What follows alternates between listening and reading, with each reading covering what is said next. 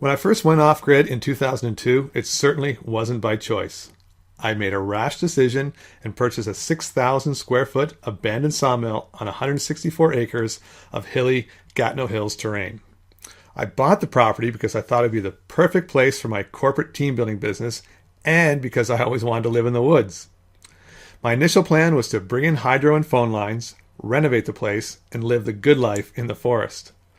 But what I wasn't prepared for was the $45,000 fee to install the hydro and telephone poles and the bank's refusal to lend me a single dime towards any of this. Given that I was self-employed and my business was dependent on this property, I was clearly in a lot of trouble. At the time, I'd never heard the term off the grid. All I knew was that I needed electricity if I wanted to run the power tools needed to do the work on the house. I couldn't afford to install the hydro lines, so I went with solar power and a generator instead. I didn't know this labeled me as being off-grid. 13 years later, I'm not only living my original dream, but I've improved upon it. I'm now living the good life in the forest just as I'd planned. Our home has all the modern amenities, plus some of the old-time pleasures like outdoor pizza ovens, bonfire pits, and riding horses. What is super cool, though, is that not only are we enjoying all the benefits of the modern world, but we've become totally self-sufficient in the process. I don't care if the electrical grid goes down. That doesn't affect me. I'm not overly concerned about the rising costs of heating fuel. We heat primarily with wood.